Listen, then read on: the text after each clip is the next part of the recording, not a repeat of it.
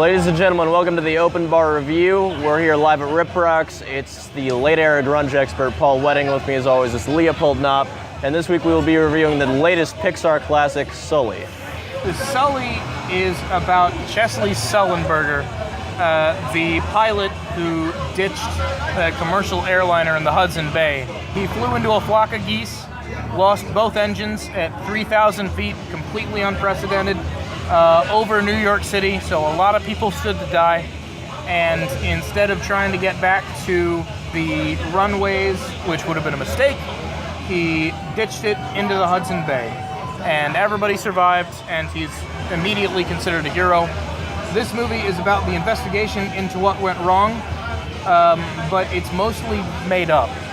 Yeah. Like, unbelievable shit is happening in this movie, and I'm watching it and I'm like, this is unbelievable. And then I get home and I look it up, and it's all completely fictional. The movie has 3 ridiculously antagonistic airline examiners. One of the investigators was Mike O'Malley, the host of Nickelodeon's Guts, which I found infinitely entertaining. The other one was Anna Gunn. Yeah, that was weird seeing her in this movie. They had Heisenberg's wife, who everyone hates, to do this. Are questioning Sullenberger about his choices to not get to the runway. They lost an entire airplane. Those things are kind of expensive. They have cause. You know, if there was a way they could have recovered most of the plane, that would have been great. They're talking about how they're not sure that the left engine failed, and they had like 20 computer simulations, and all 20 of them made it back to LaGuardia.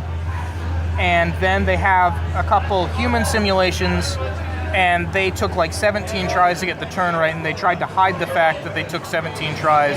In reality, there were 15 tests, all of them were human, and 8 of them made it back to LaGuardia. Oh. And they all had a 35-second head start on Sullenberger because he was talking to the air traffic controller for about that long. And they all acknowledged, you know, they wouldn't have made it back if they hadn't had that head start. Right. So there was absolutely no question in real life.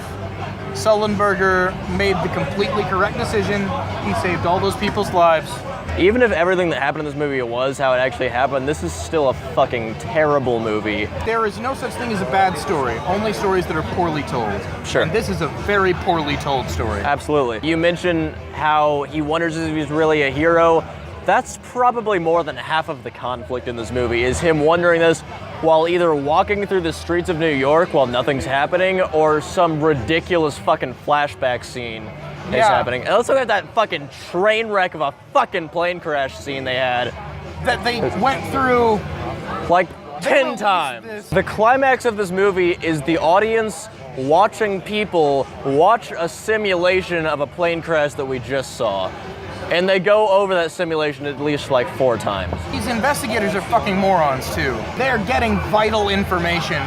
Like, they've called everyone in for this hearing, and they're doing tests that they've never done before. They get the final impact study that confirms the left engine did in fact blow up at this hearing, where they're expecting to crucify this guy in front of everyone. The movie didn't really have a climax, which made the ending even more weak. This was one of the lamest endings. It literally just kind of fades to black. Yeah, like, I got the vague impression that it was a climax. Yeah.